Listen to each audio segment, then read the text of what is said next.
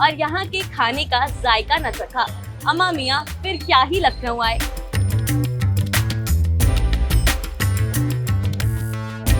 यहाँ खाने की बात हो और दिमाग में टुंडे कबाब, गलौटी कबाब, निहारी कुलचा और बिरयानी का नाम ना आए, ऐसा कैसे हो सकता है। लेकिन इन सब के बीच एक छोटी सी दुख भरी दास्तान ये भी है कि हम ठहरे वेजिटेरियन। अब दिल तो हमारा भी करता है कि लखनऊ के जायके का मजा लिया जाए। तो बस हम आ पहुंचे हैं चौक पर, जो लखनऊ की तहजीब, विरासत और लज्जत का गढ़ माना जाता है।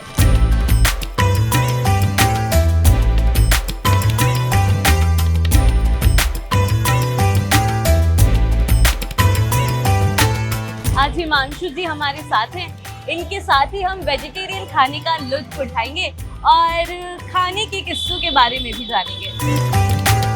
पहले आप वाला सीन। पहला पानी जलजीरे का। जलजीरे का पानी है जी, जलजीरे का आपको दिया गया है। जी बिल्कुल। पहला पानी जलजीरे का।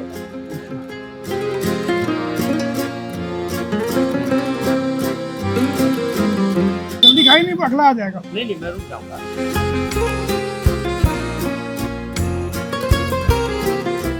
मुझे बहुत अच्छा लगा। Thank you so thank much. You. एक मीठा खाएंगे आप? हाँ एकदम एक नंबर का। जी। तो आप बाकी जगह जो बताशे खाती हैं और इसमें क्या फर्क होगा आपको? अगर आप कुछ नहीं खाएंगे तो कभी 10 मिनट हो जाएगा। मुझे इसका जो मसाला है वो थोड़ा डिफरेंट लगा। नहीं ये एकदम मैश। ये देखो। हाँ और मतलब ये कई जगह मैंने खाया जैसे आप तो मुंह में रखेगी तो गल जाएगा। खड़ी खड़ी मटर वो रखते हैं या फिर आपको आलू। जमाना पड़ता है। ये आप हाँ। ये लखनऊ है ना, नजाकत वाला शहर, तो यहाँ ज्यादा मेहनत का काम नहीं है। यहाँ बस चीज ऐसी नीचे मुंह में रखो और घुल गए। लखनऊ थोड़ा आहिस्ता मिजाजी का, धीमेपन का शहर। जो हैसियत नॉन वेजिटेरियंस के लिए गलौटी कबाब की है, वही हमारे लिए लखनऊ की चाट की है। इसलिए अब हम लखनऊ की चाट का मजा उठाएंगे।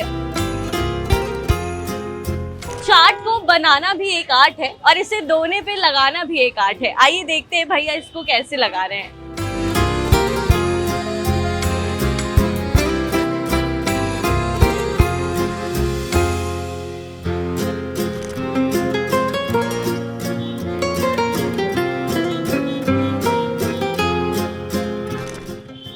इसे खाने के बाद आप एक एक फ्लेवर जो है मसालों का वो आइडेंटिफाई कर पाएंगे और इसका जो करारापन है, जो क्रंचीनेस है, यही लखनऊ की चाट की पहचान है। ये जगजीवन लाल की कुल्फी है।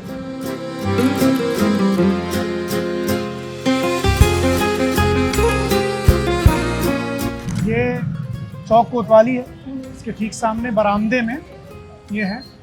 और ये इस पूरे इलाके की, यानी चौक इलाके की सबसे ज़बरदस्त और सबसे शानदार कुल्फी है।